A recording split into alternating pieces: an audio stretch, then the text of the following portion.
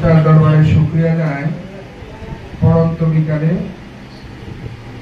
সূর্য অস্ত যাওয়ার পূর্বক্ষণে রোজা থাকা অবস্থায় ইফতারের পূর্ব সময় এবং দোয়া কবুলের সবচেয়ে শ্রেষ্ঠ সময় আল্লাহ আমাদেরকে রোজা অবস্থায় রোজা সম্পর্কে বিষয়ে আলোচনা করার জন্য যে তৌফিক দিয়েছেন, আমরা আল্লাহর শুকরিয়া আদায় করি। আলহামদুলিল্লাহ। সম্মানিত উপস্থিতি, রোজা আমাদের থেকে রহমত, বরকত এবং মাগফিরাতের মধ্য দিয়ে আস্তে আস্তে বিদায় নিচ্ছেন।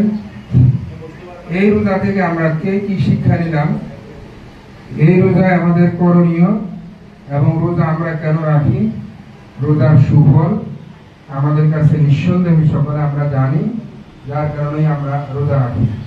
তো রোজা তো আমরা সকলেই জানি, নামাজ যেরকম ফরজ, ইসলামের 5টি মৌলিক ইবাদত অন্যতম। যে আমি মেনে নিয়েছি এটা মানুষ সবাই জানবে, কর্ম পড়েছি সবাই জানবে, আমি নামাজ পড়ি, আমি নিবে মিনিমাম ওই লোকটা জানে যে হ্যাঁ লোক জাকাত দিচ্ছে। সেহরির সময় সেহরি খেলাম, আর দিনের বেলায় রুমের মধ্যে বন্ধ করি আমরা কিছু খেয়ে ফেললে তাহলে দুনিয়ার কোনো মানুষ দেখবে না, দেখবে কে? শুধুমাত্র আল্লাহ রাব্বুল আলামিন। এই আল্লাহ রাব্বুল আলামিনের ভয়ে আমরা রুমের মধ্যে খাওয়ার সুযোগ সুবিধা থাকা সত্ত্বেও